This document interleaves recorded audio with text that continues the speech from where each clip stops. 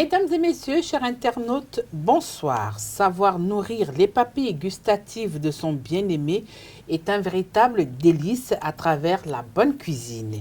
Et cela est fortement apprécié par les hommes. Ne pas savoir le faire aussi est considéré comme un crime de lèse-majesté. Cet après-midi, le sujet parlera de la cuisine à travers le thème « Une femme qui ne sait pas cuisiner est-elle une menace pour son foyer ?» Deux invités pour cet après-midi. Il s'agit de métaphysicien plasticien Moussa Raimi. Moussa Raimi, bonsoir. Bonsoir Tatiana. Également avec nous, elle n'est plus à présenter, c'est le docteur Karen Ganiel, et sociologue. Bonsoir, docteur. Bonsoir, Tatiana. Alors, dites-nous, monsieur Raimi, c'est vrai, vous êtes un homme. Est-ce que vous aimez la cuisine? Si oui, pourquoi? Merci. D'abord, permettez que nous rendions hommage à toutes les femmes du monde, surtout celles qui ont résisté aux affres de division et ont fait le martyre pour rester dans le foyer. Parce que le foyer est un terrain de guerre, mais c'est aussi un temple. Nous devons toujours rendre hommage à ces femmes qui ont vieilli à côté de leur amour, de leur premier amour. Vous savez, la cuisine, c'est un peu comme... C'est comparable également au lit. Vous allez me demander pourquoi cette comparaison.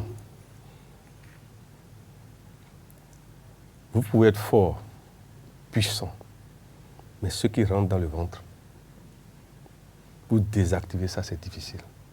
Ça veut dire quoi? Dès l'instant où un homme mange chez une femme, la femme doit savoir qu'elle a un pouvoir sur cet homme. Rien qu'en mangeant. Rien qu'en mangeant. Juste à cause du miam-miam.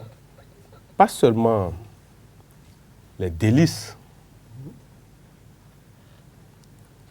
de la bonne osmose Culinaire. Ok. Mais il y a aussi un aspect de la dangerosité potentielle du sang menstruel de la femme qui intervient. Et en dehors de ça, simplement des émotions de la femme. Docteur, je vais vous poser la même question. Vous êtes une femme et là, il s'agit des femmes. Vous aimez cuisiner? Si oui, pourquoi? Merci Tatiana pour ton sujet. Moi particulièrement, j'aime la cuisine. Je cuisine. Et entre parenthèses, je pars même faire des formations pour certains repas, pour pouvoir avoir la main. Je dirais que j'aime la cuisine en tenant compte de l'éducation que j'ai reçue, une éducation purement à la béninoise où toutes les filles sont à la cuisine en notre temps, où les hommes se retrouvent devant la télé avec papa. Maman impose la cuisine à tout le monde. Donc, en ce moment-là, que tu veuilles ou pas, tu dois aimer la cuisine et t'y retrouver avec les travaux domestiques et tout. Donc, le pli est venu avec le temps. Oui, j'aime la cuisine parce que ça me permet de manger selon mes normes diététiques. Ça me permet également de nourrir ma famille, mon époux, mes enfants, en respectant certaines mesures hygiéniques autour, mais également le contenu qu'ils mangent. Et préparer à la maison et faire manger tout le monde ensemble crée une harmonie au sein du foyer qui ne peut s'obtenir tous les jours, pas qu'en allant au restaurant, on n'a pas cette harmonie. Non, mais l'harmonie quotidienne est beaucoup plus représentative quand c'est la maman qui est à la cuisine et qui sert le repas tout chaud. Alors, monsieur Raimi, dites-nous un peu, quelles sont les raisons pour lesquelles les hommes sont pointilleux lorsqu'on parle de savoir cuisiner? D'abord, remarquez que les premiers éléments qui font réellement qu'un homme s'attache à une femme, ce n'est pas la cuisine. Ce n'est pas la cuisine. Parce qu'au moment où vos yeux rencontrent une femme, il n'y a pas de nourriture d'abord. Donc ce n'est pas ça. Mais maintenant que vous êtes ensemble, l'homme va quitter sa maman, ses soeurs, en tout cas ses amis, ses copines, parce que vous avez retenu son intention. Parce que quelque part, aimer, c'est s'auto-envoûter. Accepter d'être envoûté. La femme que vous aimez vous envoûte quotidiennement. Même pas sa beauté simplement. Quand on dit beauté, ce n'est pas seulement le corps. Ouais. L'homme qu'on aime aussi envoûte quotidiennement. C'est pour vous dire quoi? Le ventre de l'homme, c'est son avenir. C'est sa santé. C'est son équilibre. La femme qui prépare se met pratiquement en auto-vigilance. Elle devient, à partir du moment où elle a accepté un homme, elle devient une élève. Connaître son homme, connaître ses compatibilités, pour pouvoir mieux se faire accepter à travers sa cuisine. Parce que si vous ne détectez pas ce que votre homme aime, vous pouvez toujours passer à côté et souvent, ça peut être source de conflit. Alors, je vais poser la question à la sociologue que vous êtes, mais également à la femme que vous êtes. Pourquoi en Afrique, il est difficile pour les hommes de vivre avec les femmes qui n'ont pas la maîtrise de l'art culinaire? Merci bien, Tatiana. Je dirais que, tel que tu l'as dit, en Afrique, on a des normes, des us et coutumes où nos parents disent souvent pour maintenir un foyer ou pour demeurer longtemps dans un foyer, il faudrait que la femme soit capable d'avoir deux choses, savoir garder le bas-ventre du mari, mais également le ventre du mari. Et aujourd'hui, il est question du ventre. Le ventre en ce sens où, quand il était chez ses parents, il était nourri selon un rythme donné. Et parfois même, cette histoire liée à la cuisine fait qu'il y a une guéguerre entre la belle-mère et la belle-fille. Au point où la belle-mère dit « je lui cuisinais telle chose quand il était chez moi. Il aime les légumes de telle manière. C'est un peu comme ce que disait M. Raimi tout à l'heure. Il faudrait savoir quelles sont les normes qui vont avec le ventre de ton époux. Et parfois, certaines belles-mères ne cèdent pas toujours la main à leur belle-fille pour systématiquement comprendre comment ce repas, parce que c'est pendant des années qu'elle la nourrit, mais elle, à un moment donné, il faut qu'elle puisse passer cette main à la belle-fille qui continuera pour beaucoup plus de temps qu'elle l'aurait déjà fait. Donc cette habitude de la maman avec l'entretien de ses enfants, surtout que les enfants garçons sont trop collés à leur mère, l'entretien qu'ils y donnent font que ces hommes aujourd'hui se disent, c'est vrai au premier regard, ce n'est pas la cuisine qui compte, mais la cuisine est un des éléments nécessaires, un peu comme le sexe, dans le foyer, qui maintient l'équilibre du foyer. Parce que la femme qui cuisine pour son homme, cette femme-là, elle peut décider de l'envoûter par la cuisine, elle peut décider de le blesser par la cuisine, elle peut décider de lui donner tout le bonheur qu'elle veut en lui servant les repas qu'elle lui plaît. Oui, mais ce n'est pas parce qu'une femme cuisine forcément aussi bien qu'elle est à même de maintenir son mari. Monsieur Raimi, vous n'allez pas me dire le contraire. Bon, vous savez, il y a des réalités qui nous obligent à faire la part des choses. Ouais. Chaque être humain est unique. Il faut que nous nous rappelions tout ça. Ça, c'est sûr. Il y a des sujets où il ne faut pas parler généralité. Ici, on ne peut pas parler généralité. Chaque homme est unique et chaque femme est unique. C'est pour vous dire quoi? Il y a des hommes, ce n'est pas la cuisine qui est le problème. Mais le problème par rapport au thème que nous développons, c'est quand l'homme aime la cuisine. Quand l'homme aime la cuisine, l'idéal, c'est que la femme ait l'humilité d'aller se faire former par sa maman, si la maman de son homme, si la mère est vivante. Okay. Parce que c'est la mère qui a d'abord suivi celui fils qui est devenu grand et qui aime elle aujourd'hui. Il vaut mieux se faire former par sa belle-mère. Ça crée plus l'ambiance stable. Mais maintenant, deuxièmement, chacun de nous, en sortant de chez nous, en devenant peut-être un être social, rencontre d'autres habitudes, rencontre d'autres réalités qui font que nous changeons de style de mets. C'est pour vous dire simplement que c'est dans le dialogue que souvent la femme finit par maîtriser le ventre de son homme. Il faut échanger avec votre homme sur ce qu'il aime. Il faut toujours trouver un terrain de communion dans le foyer, où, quel que soit ce qui se passe, il faut laisser tout et parler. c'est dès le départ qu'il faut s'imposer ce genre de style. S'imposer que quel que soit ce qui se passe, nous devons pouvoir nous parler peut-être tel moment, tel moment, tel moment. C'est ça, parce que la cuisine a un lien avec le sexe. La cuisine a un lien avec le sexe.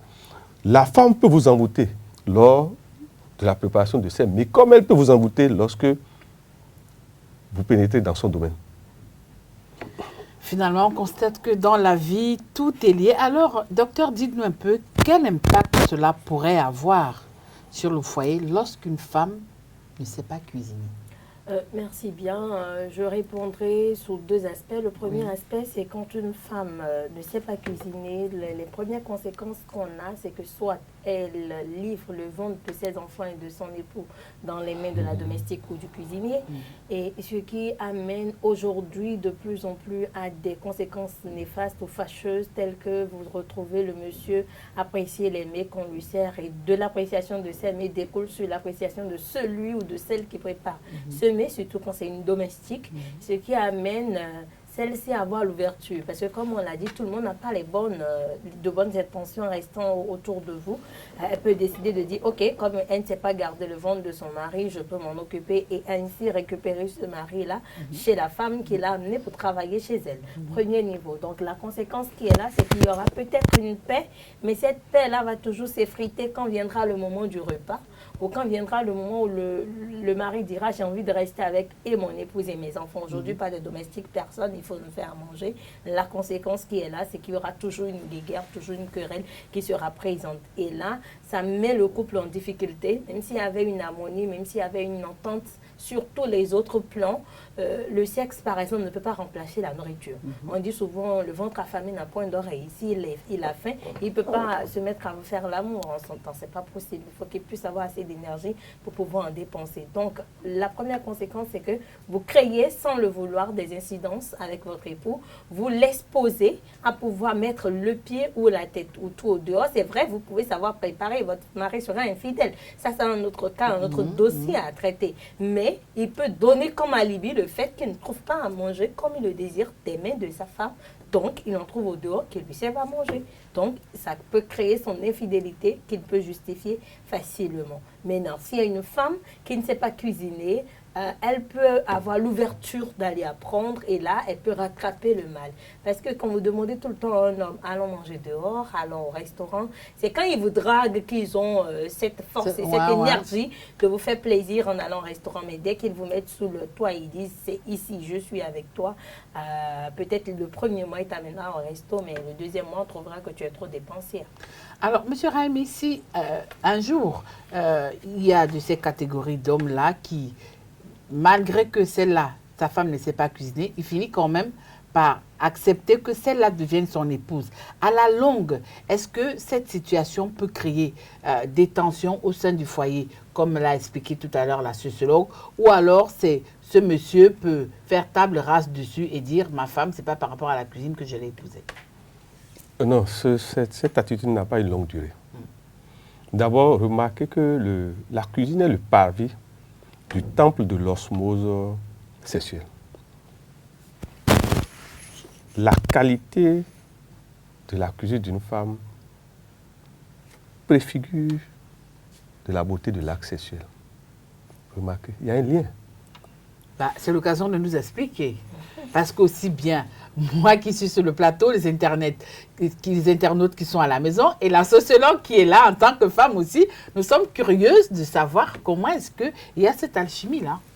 Vous êtes d'accord avec moi que la cuisine, c'est le domaine de l'alchimie profane, des additions, des soustractions. L'homme, quand une femme, madame disait tout à l'heure, quand la domestique ou la servante, c'est toujours sa nourriture. Excusez-moi, si vraiment c'est de qualité, l'homme a envie d'aller découvrir aussi cette qualité dans le sexe. C'est ça que vous, les femmes, vous faites cette erreur. Remarquez, même quand vous allez manger dehors avec votre femme, la femme qui vous sert, si elle prépare bien, l'homme finit toujours par s'attacher à cette femme. Et revenir. Et revenir seul. C'est pour vous dire qu'il y a un lien entre la cuisine et le sexe. Et vous, les femmes, vous faites cette erreur souvent. mal cuisiné, souvent, vous allez voir, la beauté du sexe est toujours égratignée. La femme qui ne sait pas bien préparer ne sait pas bien baiser. Totalement.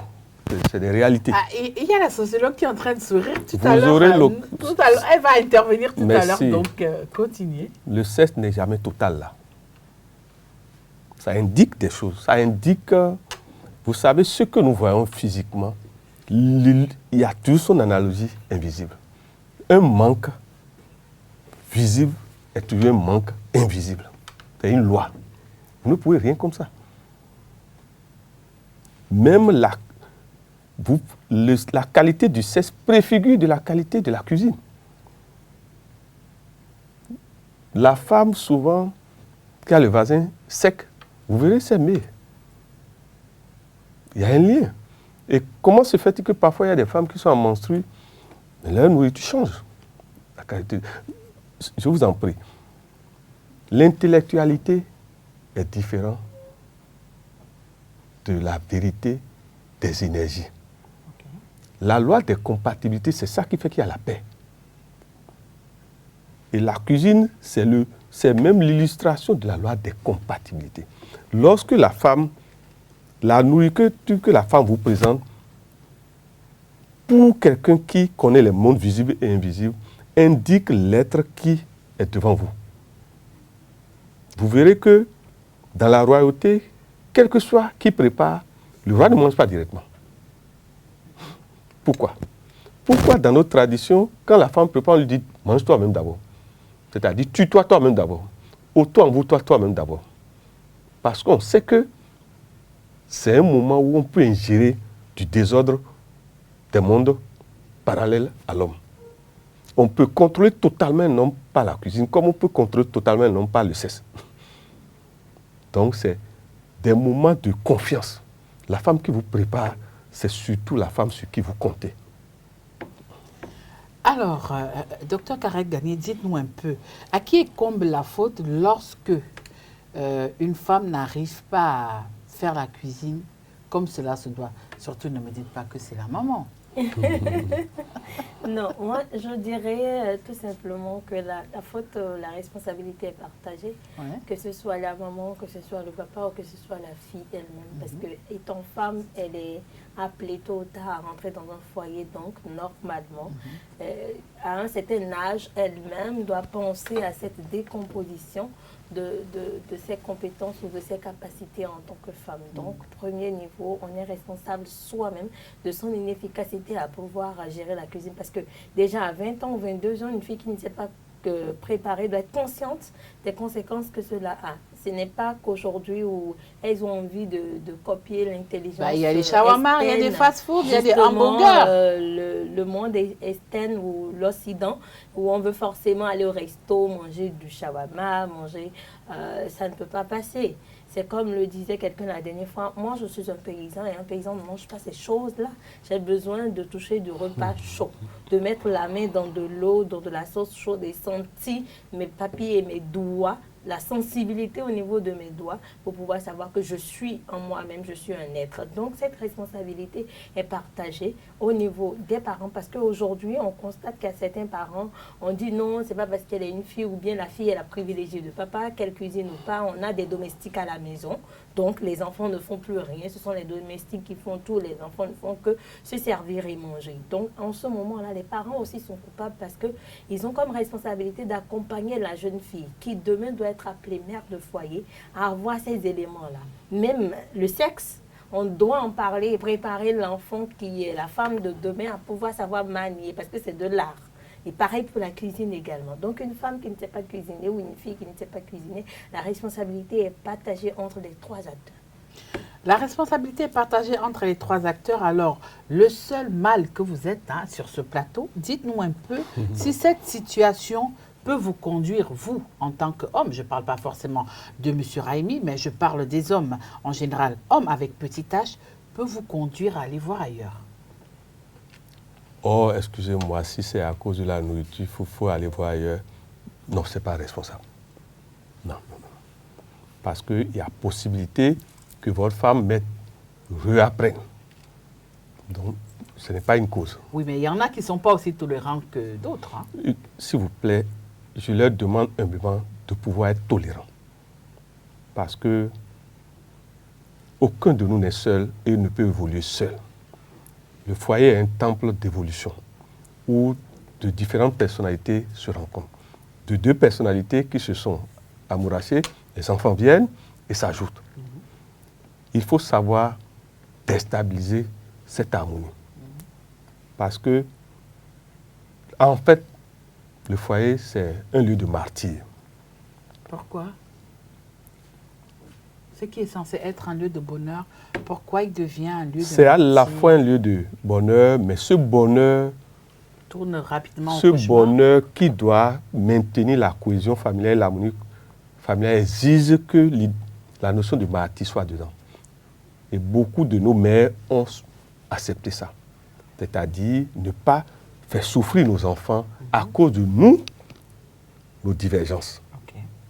Parce qu'à un moment donné, vous vous rendez compte que si vous voulez continuer à vivre, vous devez dépasser les jouissances sexuelles et les jouissances culinaires.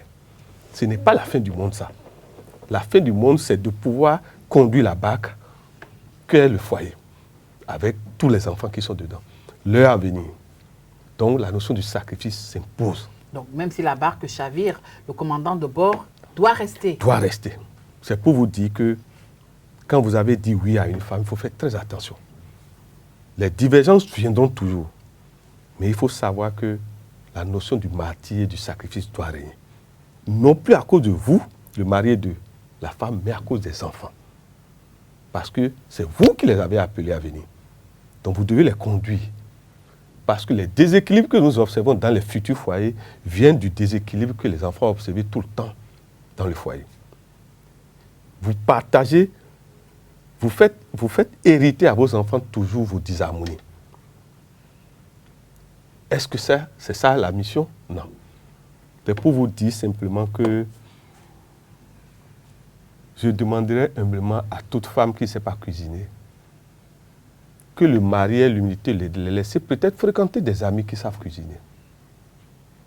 Si la maman du mari n'est plus vivant, il y aura toujours une sœur. C'est-à-dire, il sort de complicité. Parce que l'autre chose, c'est qu'il faut aller à l'étude socio-anthropologique de l'être de l'homme. Comme l'homme aussi doit aller pour la femme. L'homme vient d'une ethnie. Et les ethnies sont particularisées par des mets donnés. Nous ne tenons pas compte souvent de ça. Parce que c'est le début d'une relation où le sexe est toujours jouissant. Mais dans la durée, ça devient point d'interrogation. Et si vous ne savez pas trouver d'autres moyens de garder votre homme, il devient un bouc. Bébé. Nous allons continuer notre émission de cet après-midi. Là, maintenant, je me retourne vers la sociologue. Là, ce n'est pas la femme, hein, mais c'est plutôt la sociologue. Comment les hommes doivent-ils s'y prendre? Surtout, quelle attitude doivent-ils adopter lorsque ils doivent faire face à une telle situation? Merci bien, Tatiana. Je dirais tout simplement que quand un homme découvre avec le temps que sa femme, son épouse ne s'est pas préparée, il doit se mettre dans une logique à la weberienne, dans une structure compréhensive de l'action posée par cette femme-là et lui dire, et se mettre un peu à sa place. Comme l'a dit M. Raimi tout à l'heure, ce n'est pas uniquement la cuisine qui fait le foyer, c'est un mélange de tout. Donc l'homme, normalement, doit prendre les points positifs de son épouse pour combler ce vide négatif-là, en accompagnant la femme, en se demandant à sa place, qu'aurais-je fait dans cette position de compréhensibilité, comment je pourrais m'y prendre si c'était le cas, ou comment se sent-elle dans sa peau quand je lui fais des reproches qu'elle ne sait pas cuisiner. Et dans ce cas d'espèce-là, ou quand on est dans cette logique-là, c'est plutôt accompagner son épouse à reprendre le dessus, à pouvoir répondre à ce manque qu'est ne pas savoir cuisiner. Tout s'apprend aujourd'hui et il y a l'andragogie pour apprendre à cuisiner, pour pouvoir rattraper si tant qu'il aime sa femme. Dernier tour de table avant de clore l'émission de cet après-midi. Aujourd'hui, la concurrence est à la fois loyale et déloyale. Alors, comment faire lorsque la femme est confrontée à ce genre de situation, s'il faille absolument qu'elle sauve son foyer.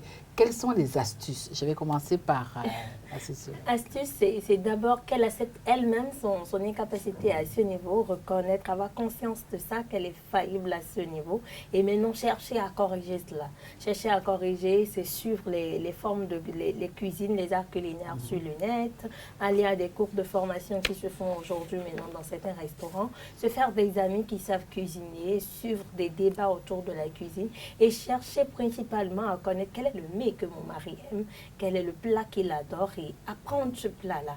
Et le tout commence par là. Il ne faudrait pas qu'elle se mette en indignation, il ne faudrait pas qu'elle compare son foyer à un autre foyer où la femme ne sait pas cuisiner. Surtout pas ça.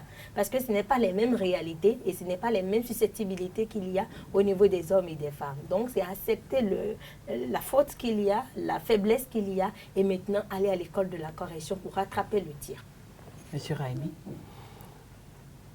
La question que vous posez pose la question du karma, du destin, de la loi de compatibilité et d'incompatibilité. Les 5 doigts ne sont pas les mêmes, ne sont pas égaux. Vous ne pouvez pas demander à tout le monde d'avoir tout. Aucun de nous n'a tout. D'où la loi de la complémentarité. S'il s'avérait que votre femme ne sait pas cuisiner, il faut savoir que vous êtes face à une inéquation, que c'est vous-même qui allez résoudre ça, vous l'homme. Il faut permettre à la femme, par vos comportements et vos propos, de ne pas se sentir agressée et de la mettre à l'aise à aller apprendre. Parce que nous ne pouvons pas tout avoir. Il y a des signes astrologiques où, naturellement, si vous êtes femme, vous avez ces signes, vous pouvez manquer de savoir préparer. Parce que la cuisine exige quelque chose, la mémoire. La mémoire des additions et des soustractions. Mais nous ne nous posons pas la question, est-ce que tout le monde a de la mémoire, de la bonne mémoire? Est-ce que tout le monde a de la mémoire et de la bonne mémoire? That's the question. C'est avec cette interrogation de notre invité Raimi Amoussa que nous clôturons notre émission de cet après-midi. Mais également, nous retenons que le ventre de l'homme est son avenir et sa santé. Au revoir chez vous.